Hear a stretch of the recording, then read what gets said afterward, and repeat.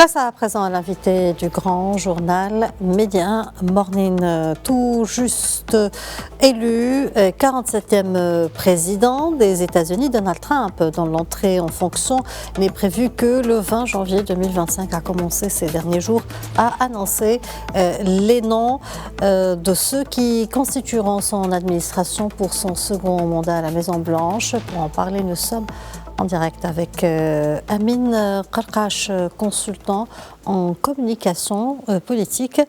Bonjour Monsieur Amin Qarqash et merci d'avoir accepté notre invitation. Bonjour, merci de m'avoir invité. Toujours un grand plaisir d'être avec vous. Alors, jeudi dernier, Donald Trump avait nommé Susie Wiles directrice de sa campagne électorale au poste de chef de cabinet de la Maison-Blanche. Que pensez-vous de cette nomination, surtout que c'est la première fois qu'une femme est nommée à ce poste, une fonction majeure dans le choix des hauts responsables de la nouvelle administration? Donc, pour remettre cette nomination dans son contexte, on rappelle que M. Trump a réussi à obtenir une victoire électorale écrasante qui, en grande partie, a été le fruit des efforts dirigés par Madame Wiles, qui a su, en fait, discipliner la campagne républicaine pour contrebalancer le comportement erratique et les distractions de son propre candidat, de M. Trump. Et c'est aussi, en fait, cette nomination a aussi pour objectif, concernant M. Trump, de bâtir un pont entre le noyau dur électoral et les républicains plus traditionnels, parce que Mme Wiles a réussi à établir des relations afin d'unir ces deux volets, ces deux fronts du Parti républicain, et c'est essentiel pour la suite des choses afin de consolider l'unité politique des républicains autour de M. Trump. Donald Trump a confié également le dossier brûlant du contrôle de l'immigration aux frontières à Tom Homan, ex-directeur de l'agence chargée du contrôle des frontières et de l'immigration. Peut-on dire qu'avec cette nomination, le président républicain marque d'emblée la volonté d'une ligne dure en matière d'immigration?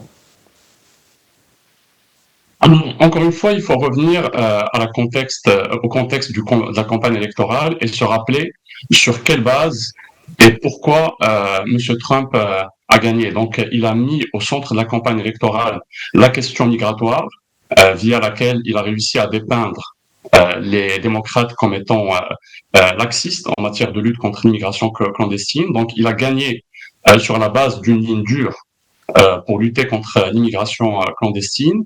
Et avec cette nomination, donc il envoie un signal politique clair au noyau dur électoral qui lui a permis d'être élu, qu'il prend cet enjeu au sérieux et qu'il commence à déjà mettre en œuvre son plan pour lutter contre l'immigration clandestine. Maintenant, c'est intéressant de voir un peu comment les choses vont se dérouler. Hier, j'écoutais une entrevue de sa nouvelle nomination sur Fox News où il se faisait questionner sur quelle va être sa stratégie. Et c'est intéressant de voir que premièrement, les républicains continuent en fait à capitaliser sur la colère des Américains vis-à-vis de la gestion des démocrates concernant la crise migratoire, et ils veulent capitaliser sur cette colère pour établir le contraste avec l'administration Biden, en rappelant qu'ils vont rétablir les raids sur les lieux de travail pour justement identifier les immigrants et les travailleurs clandestins.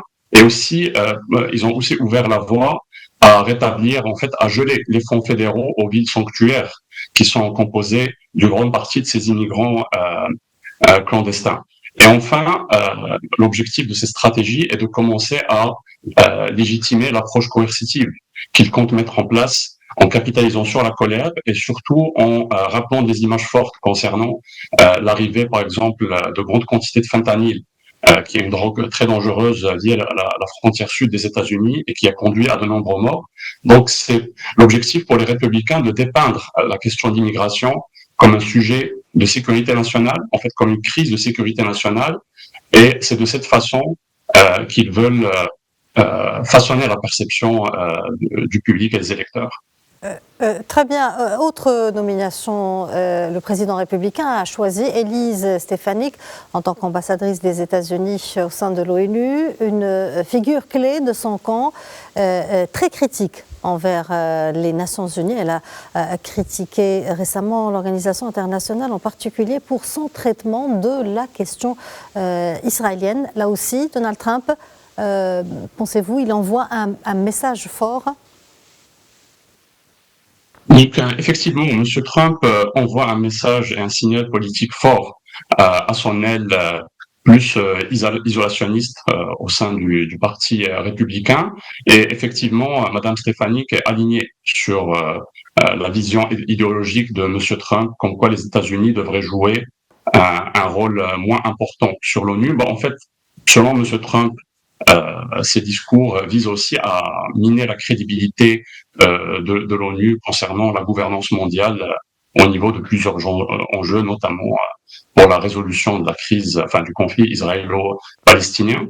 Et c'est aussi intéressant de voir que M. Trump, via cette nomination, s'entoure de gens qui sont extrêmement loyaux sur le plan politique. On rappelle que Mme Stefanik a été solidaire de M. Trump pendant ses 2 tentatives de destitution, puis elle a aussi appuyé quand il remettait en cause ou quand il accusait les démocrates de fraude électorale. Donc c'est une récompense politique pour sa loyauté et aussi parce qu'elle est alignée sur ses choix idéologiques concernant le rôle de l'ONU, puis surtout concernant le fait qu'elle incarne la ligne dure pro-israélienne vis-à-vis du conflit qui déstabilise la région.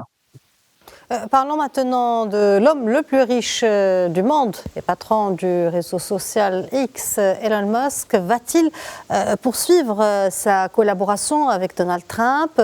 Pourrait-il se voir récompensé de son soutien, notamment financé pendant la campagne électorale?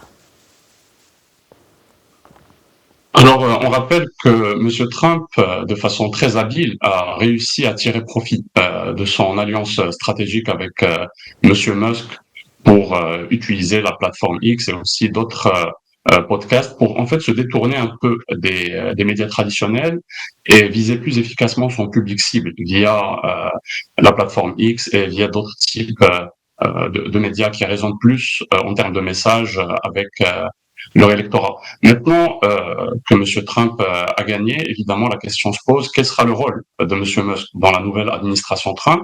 Alors, selon plusieurs sources, il y a un doute sur le fait que M. Musk occupera un rôle officiel, c'est-à-dire au sein même de la Maison-Blanche, mais il se peut qu'il occupe plutôt une position au sein d'un conseil consultatif qui sera régulièrement consulté par la Maison-Blanche sur toutes sortes de politiques concernant, par exemple, les marchés publics en matière de défense nationale. Donc, on rappelle les liens intimes et stratégiques qui unissent les intérêts corporatifs de M. Musk et les besoins de l'administration, du gouvernement américain en matière de défense nationale. Donc, moi, je crois que M. Musk jouerait plus un rôle consultatif et ne serait pas directement sous les projecteurs politiques, on va dire. Monsieur Amin Qarqash, je vous remercie pour cet éclairage. Merci d'avoir répondu à nos questions. Et je rappelle que vous êtes consultant en communication politique. Avec grand plaisir et bonne journée.